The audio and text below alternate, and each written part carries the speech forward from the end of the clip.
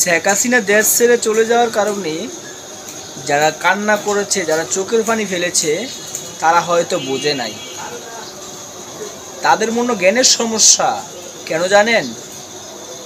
তারা বোঝে না।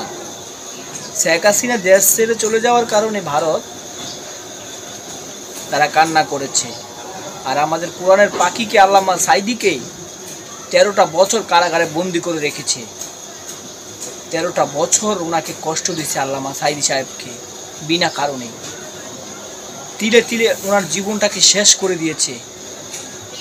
তিলে তিলে ওনার জীবনটাকে ছিন্ন ভিন্ন করে দিয়েছে। শেষমেশ এই জালিমের কারাগারেই আল্লামা সাঈদী সাহেবকে মৃত্যুবরণ করতে হয়েছে।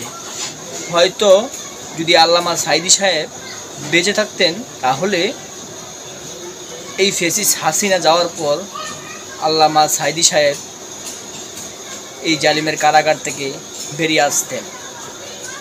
আমরা ওনার মুখে আবারও কোরআনের কথা শুনতে পারতাম।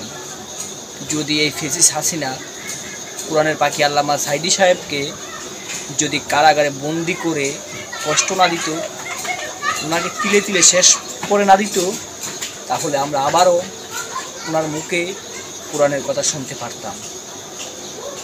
আমরা সেটার শাস্তি চাই। কেন আল্লামা সাঈদী সাহেবকে বিনা কারণে 13টা বছর কষ্ট দিয়েছে?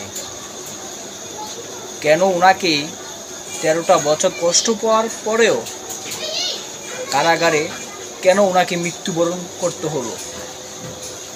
ওনার কি অপরাধ? কেন ওয়াজের মঞ্চে উঠে সত্য কথা বলার কারণে ওনাকে জেলখানা নিয়ে বন্দি করে রাখবা? সত্য কথা বলা যাবে না কেন?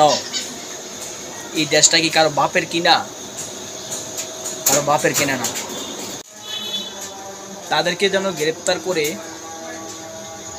তাদেরকে শাস্তি দেওয়া হোক, আমরা সেটাই চাই।